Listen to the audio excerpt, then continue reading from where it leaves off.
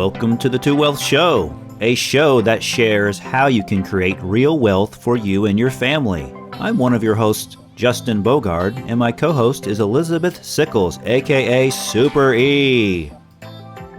I am a real estate note investor, specializing in performing residential real estate debt. I find the deals, acquire them for my own portfolio, as well as educate investors while walking them through the process of owning a real estate note. My co-host Super E, a real estate investor, specializing in short-term rentals and the management of them. She connects investors with short-term tenants and manages everything in between. Our show is sponsored by PATHNOTES and Elizabeth Maora. You can find out more information by visiting our websites at BrightPathNotes.com and ElizabethMaora.com.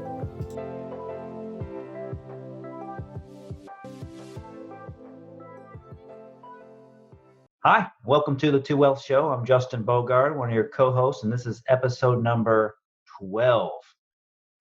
And I am Elizabeth with Elizabeth Maora. Hi, Elizabeth. Hey, Mr. Bogard. Still kind of in quarantine, right? We're obviously still on the Zoom call recording the Videocast, if those of you that follow us on our video channels. But Elizabeth, I'd like to give kind of a shout out to this episode is brought to you by Integrated Health Solutions. And the owner of that is Mr. Dr. Charbel. He's actually became a close friend of mine. He's sponsoring this episode. And so Dr. Charbel does acupuncture, he does soft tissue, and he does chiropractic work. He also has an offshoot business that focuses on the healing of the body outside of those things. So like things like cryotherapy, magnesium floats, infrared saunas, and there's the therapeutic, I guess I call them therapeutic cuffs, if you will. I know that you've experienced this as well at Dr. Charbel's office, but I kind of like the cryotherapy part of it, where they put you like in this chamber, if you will. You're standing in this chamber. It's almost like a tanning bed, but a vertical tanning bed, if you will. And your head kind of pokes out the top. And then it has like nitrogen in the system, and it kind of fogs around you, and it makes it super cold. It's like, I don't know, like negative 170 degrees or something in there, and your body is in there for a couple of minutes. And then you walk back out, you're so cold, and you hit that warm air, like you can just feel the blood like rushing to all your extremities. It's kind of a neat feeling. But a lot of athletes use this stuff to help them heal faster and recover faster from workouts and stuff. So I love it. So I love going to Dr. Charbel and Integrated Health Solutions. How about you? Yes, he's fantastic. I've done the flotation therapy, which is the most relaxing thing ever. So I highly, highly recommend it. And I've done the infrared sauna, which is also relaxing. And I love the heat. So it's very hot, opposite of the cryotherapy. And then all of the health benefits as well. So I also highly recommend Dr. Charbel and his staff. They're really fantastic. So check them out, please. Absolutely. We thank them very dearly for sponsoring this episode for us. So, Elizabeth, we've been going through quarantine and the COVID-19 and all that stuff since March. And obviously, when we're recording our podcast and videocast here, we've obviously been having to do it over Zoom, like we mentioned before. And so we've seen some regression and progression throughout the stages. And so as of this recording, we're recording in early June for this episode.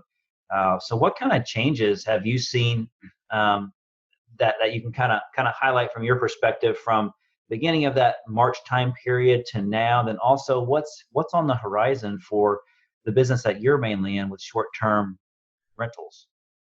Sure. We've seen it's kind of like a roller coaster. So of course we had a huge, March was awful for us, part of April. So we had over $75,000 in cancellations.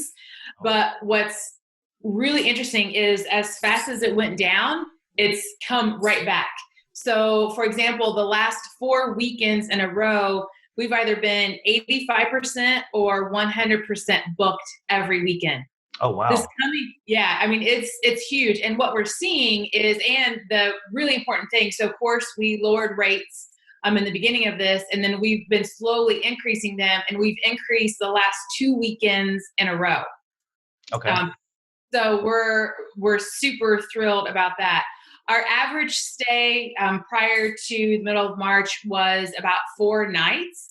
And actually right now, our average stay is back up to about 3.5 nights. So while we're just starting to see, we really cater towards the business guests. Okay. But we're just starting to see business folks, which really kind of started about a week and a half ago, coming in. So, which is really, it's fantastic news. We've seen so there's bad and good in everything, right? Right. So we're going to talk about the good of this. And one of the things is that you have a whole segment of folks that before, for whatever reason, they would not stay in a short-term rental. Well, now they want to be somewhere where it's a private entrance. You don't have all the foot traffic. So we're getting a lot of requests and even a lot of newbies saying, well, normally I stay in a hotel, but I don't feel comfortable right now. We've had a lot of that. So, I feel for the hotels. I mean, they're a great accommodation as well, but obviously I'm glad people are seeing all of the benefits of short-term rentals. Yeah. So you mentioned the average stay is 3.5 nights, you said? Mm-hmm. So is that over a weekend or is that just at any time during the week? That's at any time. So we've been booked, like I said, we've been booked up over the weekends, right? But what we're seeing is that people are taking longer weekends. So before people were just checking Friday and out Sunday. Yeah. Now we're seeing actually that we see more people checking in on Friday and out on Monday than anything. But then we're also getting 5-night stays. We have 2-week stays. We have a lady that's here. She's going to be with us at least a month. Her dad just had a lung transplant. So we're kind of seeing the whole gamut, so to speak. The other thing that's really interesting is that we're seeing people that they were supposed to be having family vacations maybe in Florida or in the mountains. Well, they don't want to travel that far. So they're coming here instead. That makes sense. Mm-hmm. I guess I'm not surprised to see the Airbnb or the short-term rental business pick up because everybody's been kind of locked in their cabin, so to speak, and had that fever. And now they just want to get out and go somewhere. And it makes sense not to travel long distance just yet. And why not stay local, but stay somewhere different and just give yourself a different perspective and a different view when you look out the window or step outside. So that's I'm glad to see that the business is coming back and hopefully it stays strong for a long time. And actually just on the short distance as well. So this is for Airbnb specifically. 70% of the bookings right now are within 200 miles of the person's home. So actually Airbnb is making some different enhancements to their app so that they're just pulling up houses and properties within 200 miles of wherever you're opening it at. Yeah, that's like what, a 3-hour drive or so? Yeah, yes. Yeah. Depending on how fast or slow you drive. Yeah, depending on how far your right foot goes to the floor, right, of the vehicle. That's right. So that's good. Yeah. So how about for you and notes? What are you seeing now? Yeah. So what has transpired is in March, kind of people from our perspective, they kind of shut down on investing in kind of general. Everyone was kind of holding to see what happened. A lot of people thought that they were going to see some short sales and some foreclosure opportunities pretty quickly. And on this side of the business, I know that that's not really possible because banks have to charge off loans and such. So it takes a while to see that sort of change. But people were just holding dry powder, as they say, waiting for opportunities. And March and April were like that. We didn't really see a lot of people investing like they were, obviously, in February and January and all the months prior to that. We really didn't change our model internally with our portfolio. We still kept finding opportunities and going in there and going after them. But our investor clientele really didn't do a lot of activity in March and April. They kind of just held their pattern, just was waiting for opportunity. And then March came along and it kind of changed. Several people started to want to invest a little bit more and it got stronger and stronger. So all through May, we kept seeing more and more investors out there doing trades like they were in the months prior to our quarantine or the COVID-19 hit. And then fast forward to today in June, we're still seeing that happening. What we're what we're focusing on now as our company model is seller financing. We're seeing a lot of opportunities, Elizabeth. Like every week, we're seeing people that just are either struggling to find a house. And if they find a house, they're struggling to get the appraisal where it needs to be because things are getting overinflated. And so seller financing becomes an option for them. And so if the seller of the home is willing to carry some of the financing for the borrower, then that makes a pretty interesting opportunity for them. So seller financing in general is just becoming a better option for people, not only to have cash flow longer term, but there are people that are struggling to make their mortgage payment. And that's where, as you know, Elizabeth, in the business, when you buy a property from somebody subject to the first mortgage. And so you can actually take over and make their payments for them while you pretty much own the house and you're paying on their debt. And then you can either rent the house for more than what you're paying the subject to mortgage for, or you can wrap a note around it.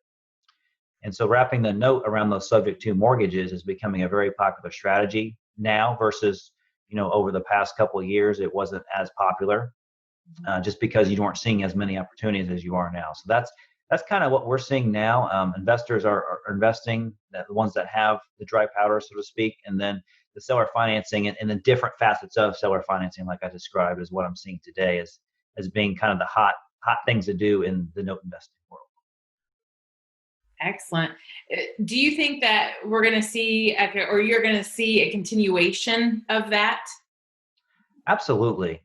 I think we mentioned on this episode before, maybe when we interviewed Joe Vonador a couple episodes back, about how Chase Bank had sent out some media about their minimum requirements to do a conventional financing loan, which a conventional financing loan is a loan to where the borrower would put, like a 20% down payment or something larger like that. And so Chase was saying, or Bank of America, I think it was Chase Bank, said, or JP Morgan Chase, they said like a 720 credit score and like a 20% down payment were the minimum standards that they would consider doing a conventional financing loan. Before that, it was more like, a 600 credit score, and it was probably, 10 to 5% down payment. So lending practices got tighter and tighter, and we're seeing that still today. And I don't know when they'll be lifted because it's really not up to the banks. It's up to, as you learned a couple episodes ago, Fannie and Freddie and Ginnie Mae. They kind of dictate what they buy from the banks as far as the criteria. And if they are looking for borrowers to have more skin in the game and a higher credit score, then that's the paper that they're going to write up. And that's going to be their product, if you will, to consumers at a bank. So consumers are going to have to look for other ways to acquire properties and to get bank financing, and they won't be bank financing. It'll be seller financing. And so that's why we're going to see that continue to be very strong for at least the remainder of this year. I can see that. I'm sure you know this, so I'm interested to get your opinion as well. Yeah. Wells Fargo probably 2 or 3 weeks ago had said that they're not going to loan on automobiles, that they're not going to loan to car dealerships on autos because they don't think people are going to be able to make the payments. So what kind of a ripple effect do you think that that's going to have in the housing market as well? It can. It's tough to say how it'll affect it, but it will affect it. The bottom line is these large banks, like we keep mentioning, they're tightening their lending criteria and they're lowering their risk because if they don't see a consumer buying their borrower's end product, which is the car dealer, then they don't see that as a viable option for them to continue to lend because they're getting tighter and they're getting squeezed on their side as well. So then again, the car dealerships will have to get creative and they'll have to offer creative financing to acquire those cars from them. So it may not be the consumer that's the problem. It's just the lending practices and the lending criteria that the banks are getting tighter and tighter on. So it just makes it harder and more challenging for businesses or for people that are getting those conventional bank loans to get them. So it's happened before in our whole cycle of being in this new age world with, getting loans and getting acquiring financing from somebody.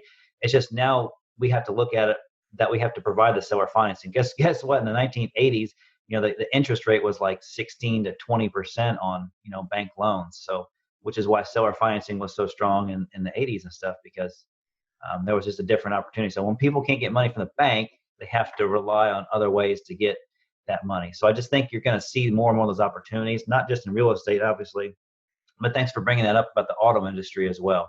So you're going to see creative financing, because just like if you go to a used car lot, it's like, you buy here, pay here, or you can extend pay here, so to speak.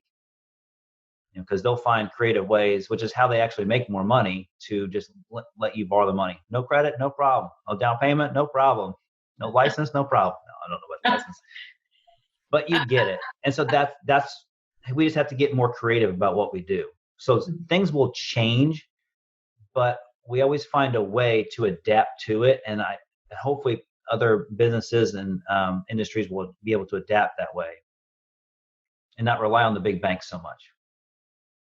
Absolutely. So this is where, especially if you have cash or you have investments that you can leverage, and doing the seller financing, doing any type of creative financing is huge.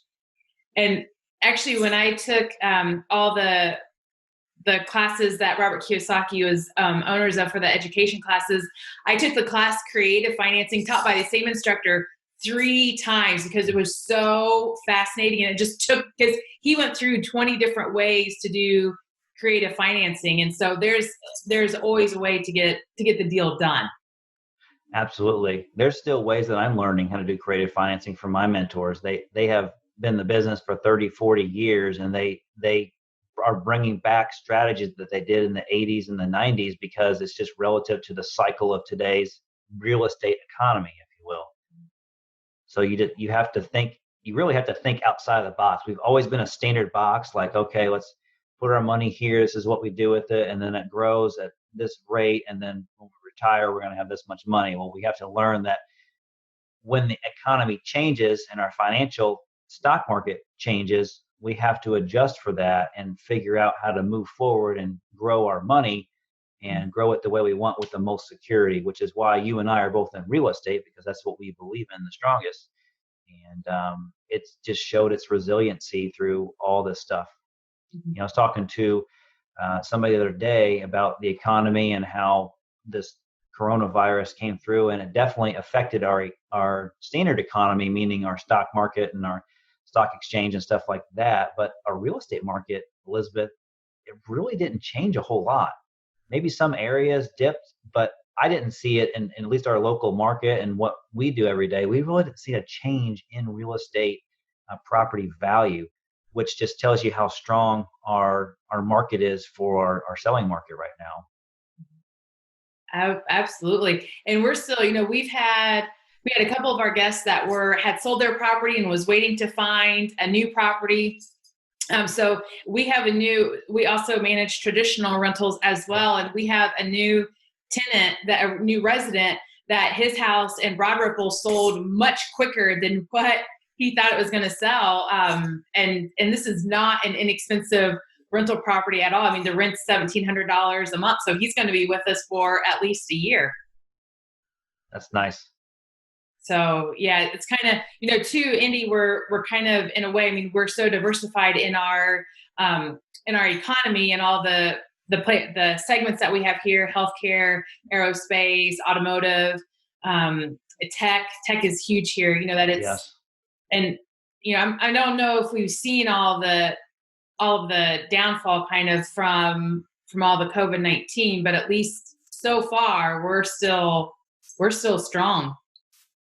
Yeah, there's such a demand for all of our industries, not just real estate, but other industries, that it's just hard I can't see us failing quickly. I think it may take a while to have some sort of fail in the system, if there is going to be, but it just seems like there's a need, like you just mentioned, technology. There's need for technology, because guess what people did during the quarantine? They had to have computers. They had to have internet. They had to have a platform like Zoom, like what we're on right now, to be able to chat with somebody, to be able to talk to family, to be able to, for everything that's bad that happens, there's always something good that happens, as far as an industry. So I just see, because of what we just went through the past couple of months, how important it is to be set up virtually and how important it is to continue to be a hybrid of both, in-person things and also being virtual, because I can see us being in some sort of, I hate to use the quarantine, but some sort of restriction to where we won't be able to do what we did in February for quite some time, because I think there's always going to be some sort of restriction that they're going to say, like, oh, maybe they get up to 100 people in a room at the same time, but they want you to wear masks. I mean, there's seems like there's always going to be something. So it's going to be very difficult to have a lot of in-person things without everything being totally lifted, so to speak. So being virtual and being adaptable to this environment, and obviously young entrepreneurs like us with small businesses to where we don't have to have a storefront, so to speak, it's easier for us because I can hop on just put my backpack on and go wherever I need to with the internet connection, and I can set up shop there, so to speak. And that's how I've always been in this business. So for me, it wasn't a big deal to adapt to stuff. I don't know if you experienced the same way. It's, one of the things just on the technology is that I've been really big on the tech part from when I started the business. And one of the other really great things about my properties and other short-term rentals as well that implement technology is that we're virtual check-ins. We don't actually check people in, so they get their special code. It's only valid during their stay. And we've had a lot of actually guests that have messaged us and saying, hey, how is your check-in process? How does it actually work? So, I mean, that's even, that's paid off. From the beginning, it was paying off, but especially now. So I'm a huge advocate of tech, and my team, they worked remotely before. Now, obviously we have to go to properties and stuff. But the only time that my team had to be in the office was for our operations meeting. And that was once a week. So I think flexibility for schedules, if you do own your own business or even if you don't own your own business, but that's even more key now. That's for sure. Yeah. Some industries, they don't have the luxury of doing what we're doing to meet with people and stuff online, just because they're so involved, like just, the trades groups, with electricians and plumbing and HVAC and like landscaping groups and other things that have to do with real estate, just because that's top of mind. I mean, they really can't have we can't have a lot of virtual things because they have to be more hands-on. So that kind of is what it is, because they're essential anyways. But the rest of us can, and that can mitigate some of this stuff going around as well. So there's my little 2 cents of information about it. Absolutely.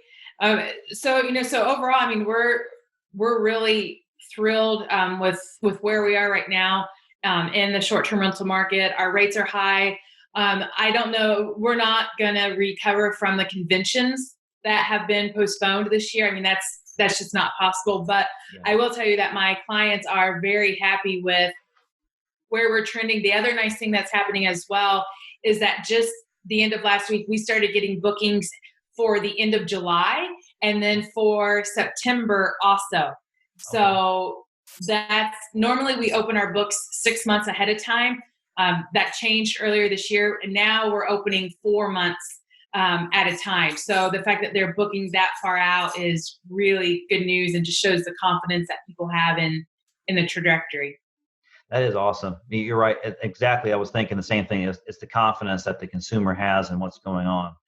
Or quite frankly, maybe they're just sick and tired of staying at home. And it's like, well, we're going to go no matter what. And we have we've hosted, because you've mentioned it, we've hosted a lot of even local people that live in Indianapolis who are just sick of looking at the same 4 walls. So we've had a ton of those type of guests. And we'll take them. Absolutely. I believe it too. Mm-hmm.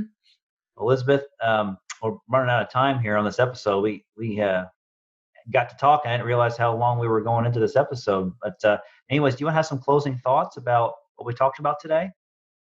Sure. So I think overall, really for both of our industries, there's still a lot of opportunity. I actually just looked at properties last week for a new client. So I looked at 2 properties for 2 new clients, as a matter of fact. So I'm really, really encouraged by what's going on. So I would just encourage people, keep an eye out for everything and make sure that if you are going to do investing, run your numbers, make sure you're confident with it and get started.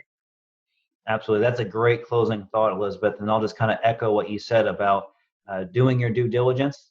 Check the person you're buying from and check your investment very thoroughly and make sure your risk is mitigated by several different factors, especially in real estate. So get a hold of one of us if you're interested in either one of these industries as an investment opportunity. We both are educators and a free will of information. So we often give information away because we just love to do that.